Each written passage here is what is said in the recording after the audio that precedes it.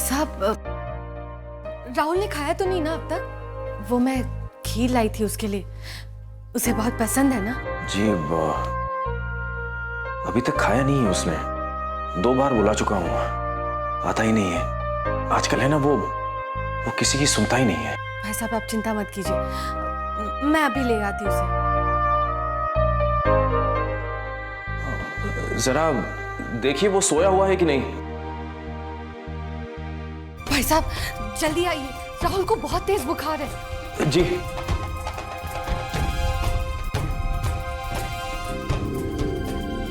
राहुल बेटा, अरे ये तो बहुत तेज लग रहा है, अब क्या करें?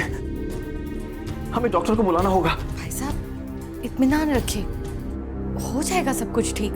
और पहले ना आप परेशान होना बंद करिए, मैं अभी उसके लिए दवाई लेकर आती हूँ। ठीक हो जाएगा बेटा, बेटा तू ठीक हो जाएगा।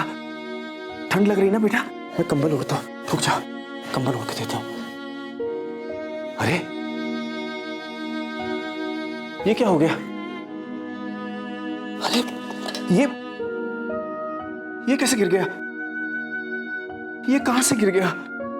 मतलब बहुत तेज हवा चलती है ना आजकल दोपहर में, ये तो पूरा फ्रेम ही निकल गया। हवा इतनी तेज कैसे हो गई? राहुल बेटा, तूने खिड़की खुली रखी थी क्या? कोई बात नहीं बेटा, मैं इसे ठीक करता हूं, मैं बस अभी आता हूं।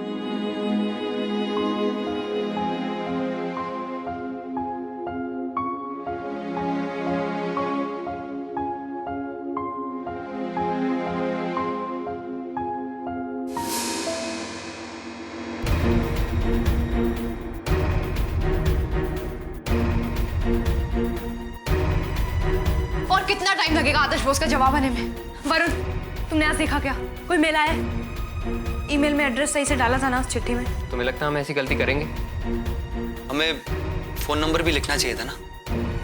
अगर वो लोग फोन करना चाहें तो कैसे करेंगे? फोन नंबर लिखा हुआ है आरिफ।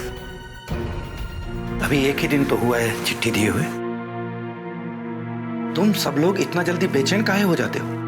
अरे अब आदर्श बोस भी सरकारी टाइम पे जवाब देंगे क्या? शिकायत करने के महीनों बाद, जब हम केस हार चुके होंगे। अरे उन्हें समझ क्यों नहीं आ रहा है कि हमें कितनी जल्दी है इस केस में? लेकिन उनके पास और बहुत सारे काम होते हैं अनु, MP हैं वो। और काम? इससे बड़ा और क्या काम हो सकता है दिवाकर अंकल? मर्डर का मामला है, इतने बड़े बड़े नाम शामिल हैं, और आदर्श बोस का पहला काम तो हमारे जीने मरने की प्रॉब्लम सॉल्व करना है ना। सुनने में थोड़ा अजीब लगे अनु, लेकिन अगर तुम ध्यान से सोचोगी तो तुम्हारे समझ में आएगा कि हमारे आसपास हजारों ऐसी प्रॉब्लम्स हैं। देश के हर शहर में, हर गांव में लाखों लोग हैं जो किसी न किसी जानलेवा समस्या से लड़ रहे हैं, और हम लोग उसका सिर्फ एक हिस्सा ही हैं, सिर्फ एक हिस्सा।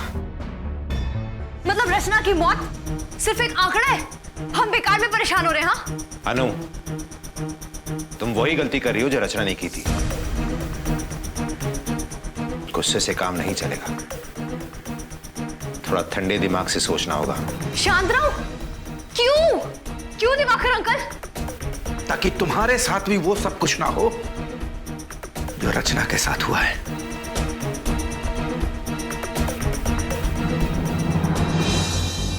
मतलब आपको लगता है ठकराल मुझे भी मारने वाला है?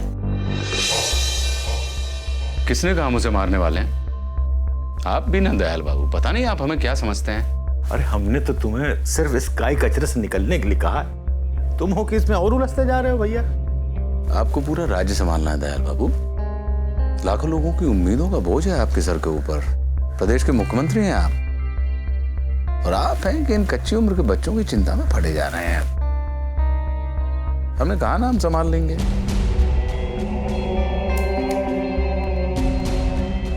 हमने कहा ना हम संभाल लेंगे। अनु को चुप कराने का रास्ता है हमारे पास। मतलब उसे भी मार डालोगे? और उसकी जगह अगर कोई और खड़ी हो गई तो उसे भी मार डालोगे? अरे इस तरह तो दुकान लग जाएगी भैया। मारना तो बहुत आसान है दयाल बाबू, हम चाल दोहराते नहीं। रास्ता कोई भी हो, निकालना जल्दी पड़ेगा, और वो भी बिना किसी की नजर में आए। फिर से अपनी दबंगई ना दिखाने लग जाना। आप देखते जाइए दयाल बाबू, इस बार ऐसी दिशा में दौड़ाएंगे इन लोगों को कि चौराहे तो नजर आएंगे लेकिन रास्ता नहीं। रास्ता कहीं ना कहीं से तो ढूंढना ही होगा। हमें हमेशा पता होना चाहिए कि उसका अगला वार क्या होगा, और उसके वार की तैयारी में हमेशा रहना चाहिए हमें, हमेशा। मैंने कहा ना, मुझे उसकी कोई चिंता नहीं है। उसके दिमाग में क्या चल रहा है ये हम बाद में भी सोच सकते हैं। तुम लोग ठकराल को नहीं जानते। वो कभी चुप नहीं बैठता और ना ही किसी का इंतजार करता है। वो कोई कुछ भी कहे वो उससे पहले उस पर हमला कर देता है। जहां तक हम उसको जानते हैं वो अभी भी चुप नहीं होगा। वो यही सोच रहा होगा कि कैसे खत्म किया जाए इस नए बवाल को। तो बच्चा सिंह किस दिशा में चल रहा होगा उसका दिमाग इस बार? दिवाकर साहब, हम इतने सालों से कई लोगों का जान लेते रहे ठकराल के कहने पर अब भी हम ये कह सकते हैं कि हम उसको उतना नहीं जानते। बहुत उल्टी बुद्धि का आदमी है वो। लेकिन फिर भी आपसे ज्यादा ठकराल को कौन जानता होगा? हाँ, अगर उसे कोई समझ सकता है तो वो आप ही है। उल्टी बुद्धि है ना, उल्टा ही सोचेगा, है ना। मुझे कोई फर्क नहीं पड़ता। हमें इस वक्त ये सोचना चाहिए कि हमें आगे क्या करना है। लेकिन हम और मोर्चे क्यों नहीं खोल सकते उसके खिलाफ? क्या प्रॉब्लम है? लेकिन हमें आदर्श बोस के जवाब के लिए रुकना चाहिए। लेकिन तो सही वो क्या करते हैं? लेकिन अगर उन्होंने जवाब ही नहीं दिया तो? सारे नेता एक जैसे होते हैं, बातें तो सब बड़ी बड़ी करते हैं, लेकिन हर तरफ से इतने फंसे होते हैं कि कई बार चाहकर भी पूरे ईमानदार नहीं हो सकते। बिल्कुल ठीक कह रहा है मन्नू, मैं भी यही सोच रहा था। हमें खुद कुछ करना चाहिए। I mean, अगर हम रोज एक गलती ठकराल की सबकी नजर में लेके आए तो फिर देखते हैं कब तक ये सरकार और ये पुलिस चुप बैठती है। अच्छा है, हम धीरे धीरे सबको ठकराल के खिलाफ कर सकते हैं। सबको पक्का हो जाएगा कि अगर गाजियाबाद में सुरक्षित रहना है तो ठकराल को पकड़वाना ही होगा। छोटी छोटी कोशिशें ही बड़ी जीत बनेगी।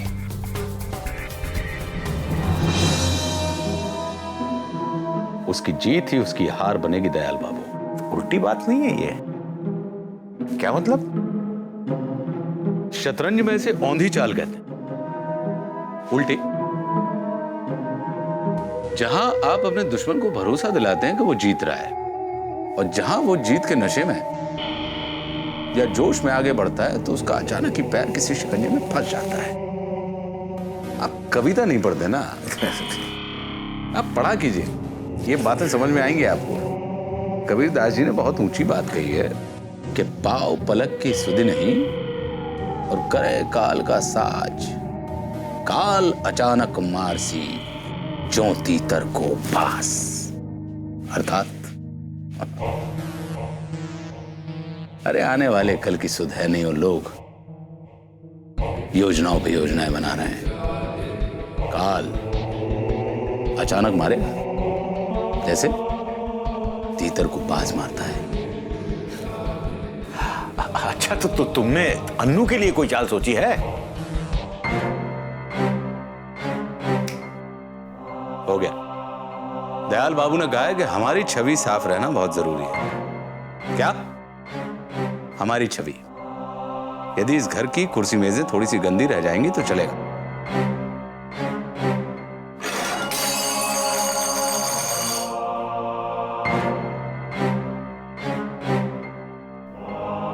तो पाव पलक की सुधि नहीं, वो करे काल का साज, काल अचानक मारसी ज्यों तीतर को पास।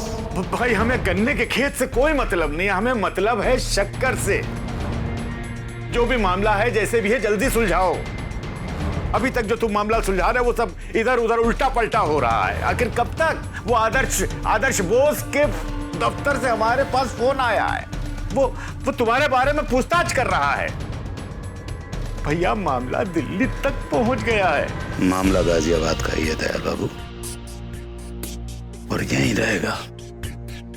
मच्छर हैं लोग, बिन मनाते रहने की बीमारी है इन्हें। रचना से निपट लिया, अनु से भी। दया करो ठगराल साहब, अब रचना की जगह उसकी दोस्त अन्नू को भी ना मार देना। क्या बात कर रहे हैं दयाल बाबू? याददाश्त की दवा नहीं ली क्या आज?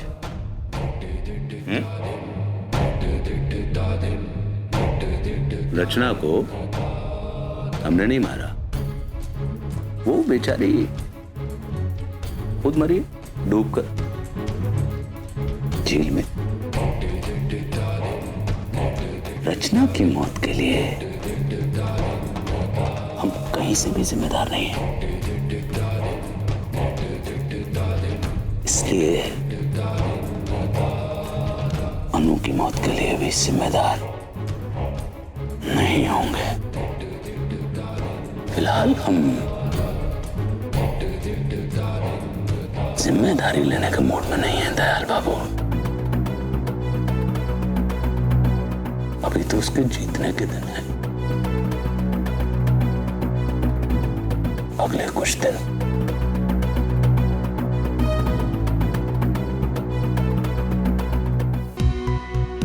ठीक है, हम कुछ दिनों तक यही करके देखते हैं। ठकराल के खिलाफ नए नए मोर्चे निकालते हैं। मुझे उम्मीद थी आदर्श बोस का कोई जवाब आएगा। खैर कोई बात नहीं। अरे लेकिन आज सिट का है? शायद आराम कर रहा होगा, ठीक नहीं हुआ होगा पूरी तरह। तो ठीक है, हम नया प्लान बना लेते हैं। कहां से शुरू करना है, कैसे शुरू करना है। और आरिफ तुम अरे तुम लोग जल्दी करो। वो अभिषेक है ना फर्स्ट ईयर वाला, उसको कुछ गुंडों ने पकड़ लिया है। क्या? चले हम लोग। चलो ये सब हम बाद में देखते हैं। हम भी चलते हैं तुम्हारे साथ। नहीं, आप रहने दीजिए, हम कर लेंगे। अरे लेकिन ये मामला खतरनाक हो सकता है, और तुम लोग अकेले मतलब। इसके आगे अब सब कुछ खतरनाक ही होने वाला है दिवाकर अंकल, और यहाँ से हम सब कुछ अकेले ही करने वाले हैं। तो क्यों ना शुरुआत यहीं से की जाए। हम जाते हैं।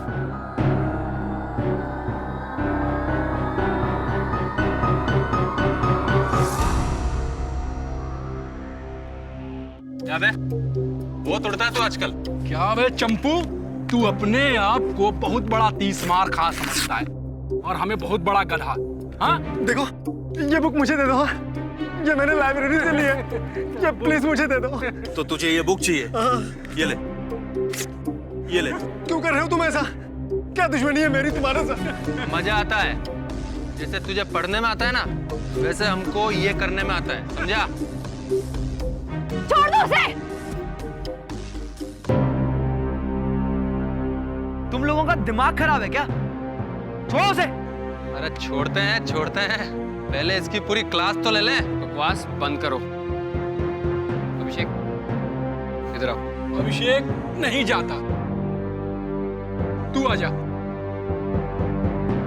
आजा। अरे आजा। अरे आके बचा ले इसे। अरे बचा ले आके। तेरी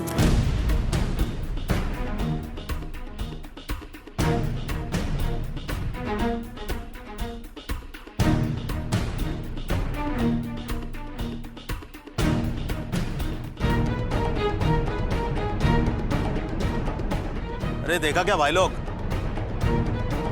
रचना की डुप्लीकेट आ गई है। बाकी कुछ भी बोलो, आपसे लड़ने मजा बहुत आएगा हमें। मुझे भी। आओ।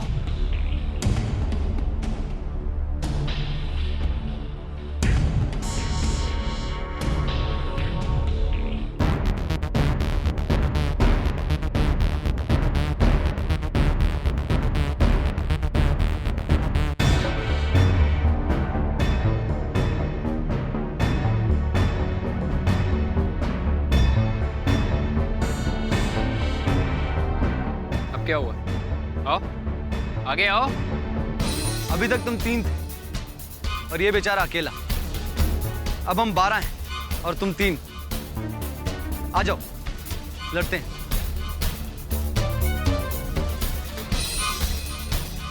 आओ ना, आओ। भूत बन के क्यों खड़े हो अभी? अरे भाग कर रहे हो? आ जाओ, ज्यादा नहीं मारेंगे। भाग गए डरपोक कहीं।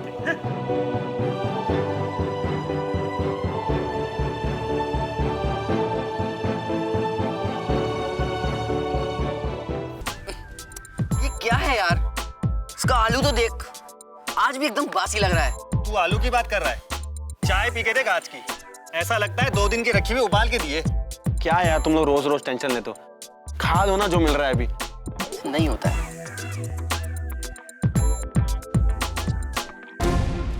ये जो खाना आप हमें खिला रहे हैं ना, ये एकदम बासी और टेस्टलेस है। मुफ्त में नहीं खा रहे हम यहाँ पे, पैसे देते हैं। ढंग का खाना चाहिए हमें। अरे मैडम क्या बोल रही हैं? तो है ये। ठीक है, ये खा के दिखाओ। अभी मेरे सामने खा के दिखाओ इसे और बताओ मुझे कितना पुराना है ये। अरे मैडम पुराना नहीं है, ताजा है एकदम। सुबह ताजा ही बनाया हमने। एकदम ताजा। ये आलू में से इतनी स्मेल क्यों आ रही है? चलो कोई बात नहीं, भाई साहब बोल रहे हैं एकदम ताजा, तो ये लो, पूरा का पूरा खा के दिखाओ। अरे क्या बात कर रहे हो? दुकानदार अपनी दुकान का थोड़ी ना खाता है कुछ भी। आपको ये सारा खाना पड़ेगा हमारे सामने। आज पार्टी है, हम दे रहे हैं, खाइए इसको। अरे खाओ ना। अरे पार्टी है, पार्टी खाओ।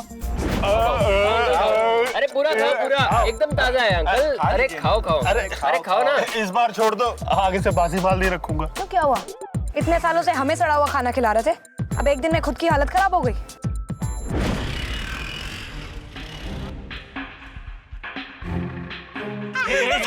क्या मैडम, कहाँ जाना है? जरा नाम तो बता दो। राइट। जरा हमारी तरफ देखे जाने मन।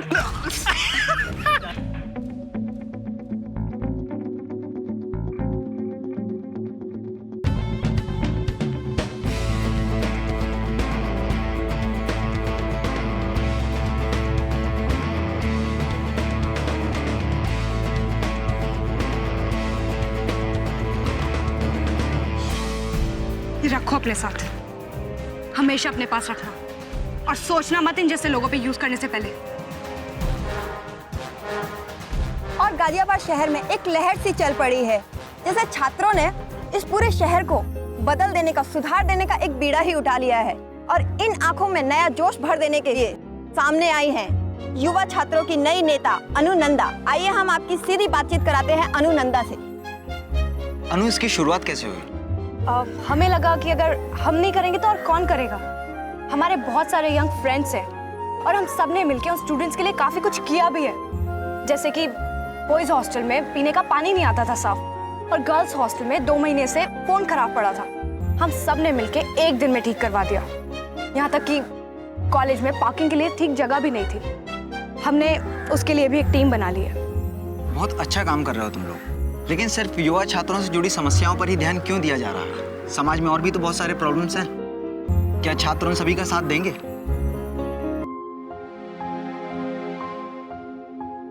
क्यों नहीं करेंगे? जिसको भी मदद चाहिए होगी हम जरूर करेंगे। अच्छा काम कर रहे हैं कॉलेज के लड़के। हमने अपने 4th ग्रेड कर्मचारियों की 3 महीने से अटकी हुई सैलरी भी दिलवाने की मांग की है। अजी देखते हो, देखो बच्चे कितना अच्छा कर रहे हैं, टीवी में देखो तो सही कोई। और एक हमारा वो आवारा है, सारा दिन बाइक पे आवारागर्दी करता रहेगा। और मैं आप सबको ये भी बताना चाहूंगी, हमारी दोस्त रचना का एक सपना था इस समाज को बदलने का, उसमें हिस्सा लेने का, और हम तो सिर्फ उसके सपने को आगे बढ़ा रहे हैं।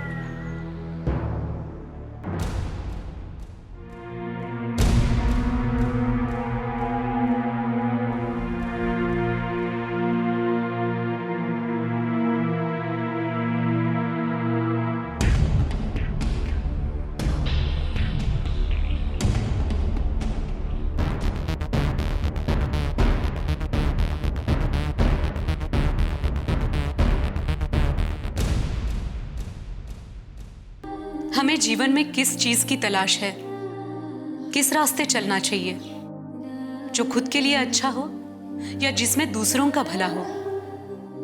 क्या इंसाफ मांगना सिर्फ बदला लेने का एक तरीका है या न्याय के पीछे एक बड़ा मकसद भी है, दुनिया में एक तरह का संतुलन बनाए रखने का। मुझे लगता है कि पहले रचना और अब अनु न्याय के लिए इस कदर लड़ने का यही कारण है।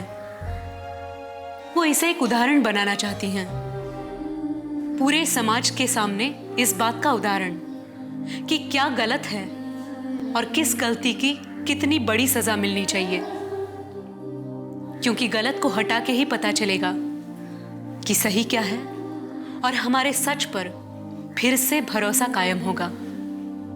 इन मुश्किल काले दिनों में इंसाफ ही हमारी आखिरी उम्मीद है।